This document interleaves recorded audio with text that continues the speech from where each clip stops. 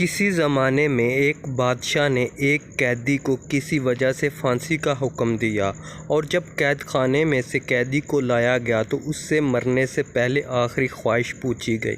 قیدی نے کہا، کیونکہ ایک اچھے گھرانے سے ہوں لہٰذا مجھے اعلیٰ نسل کے گوروں سے پھانسی دی جائے۔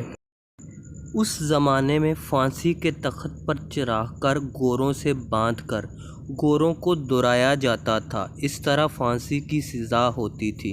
خیر گوروں کو لایا گیا تو قیدی بول اٹھا، ان میں ایک تو نسلی ہے پر ایک گورا نسلی نہیں ہے، لہٰذا میری آخری خواہشات مکمل نہیں ہوئی۔ بادشاہ نے گوروں کے مالک کو بلوایا اور پوچھا، کیا یہ بات سچ ہے؟ گوروں کے مالک نے جواب دیا، بالکل، ایک بالکل اصلی نسل کا ہے لیکن دوسرے میں گدھے کا ملاپ شامل ہے۔ بادشاہ نے حیران ہو کر قیدی سے پوچھا، تمہیں کیسے یہ بات پتہ چلی کہ ایک گورا نسلی ہے اور ایک نسلی نہیں ہے؟ قیدی نے کہا، جو نسلی ہے وہ بڑے آرام سے کھڑا ہے، جبکہ جو ملاپ گدھے کا ہے وہ گدھے کی طرح کبھی ادھر ٹانگ مار، کبھی منہ پھیر، کبھی اچھل، کبھی بیٹھ جا، جس سے مجھے علم ہوا۔ بادشاہ قیدی کی دانائی اور سوچ سے بڑا متاثر ہوا اور قیدی کی پھانسی منسوخ کر کے اپنے وزیر سے کہا، اس کی ایک روٹی میں اضافہ کر دیا جائے۔ کچھ دن بعد بادشاہ کے دربار میں ایک سونار 2 ہیرے لے کر حاضر ہوا اور بادشاہ کو کہا، اگر آپ کی رعایا میں سے کوئی یہ بتا دے کہ ان میں کون سا ہیرا اصلی اور کون سا نقلی ہے، اس اصلی اور نقلی میں فرق بتا دے تو میں آپ کو دونوں ہیرے انعام میں دے دوں گا۔ بہت سے لوگوں سے پوچھا مگر کوئی مکمل جانچ نہ کر سکا۔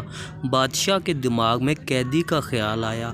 بادشاہ نے اس کو دربار میں حاضر ہونے کا حکم دیا۔ سپاہی قید خانے میں سے قیدی کو لے کر حاضر ہوئے اور قیدی کو ہیرے جانچ پڑتال کے لیے دیے گئے۔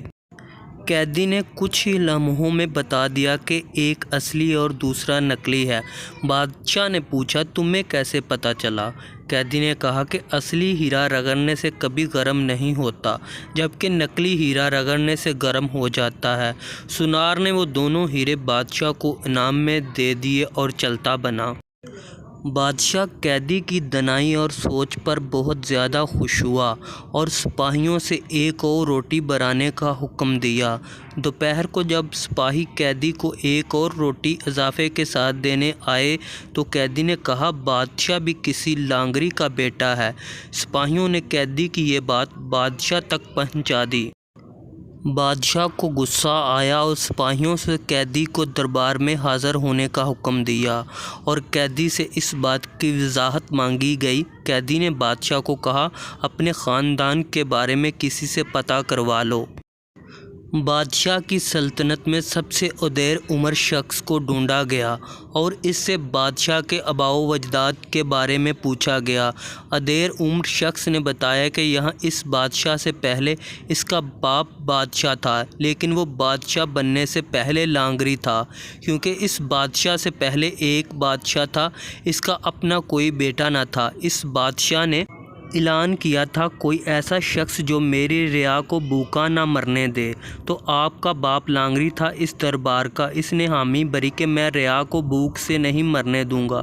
اس طرح بادشاہ سلامت آپ کے باپ کو سلطنت دی گئی۔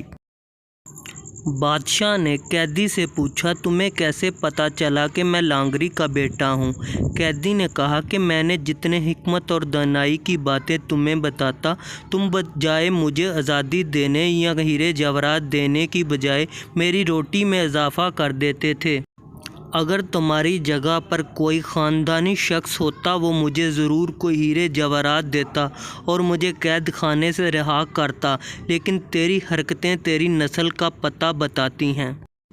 سدباب: انسان اپنی شہرت پیسے شکل سے نہیں بلکہ اپنی حرکتوں سے اپنی نسل کا پتہ دیتا ہے۔ دوستو اگر ویڈیو اچھی لگے تو لائک لازمی کیجیے گا۔ تھینک یو، اللہ حافظ۔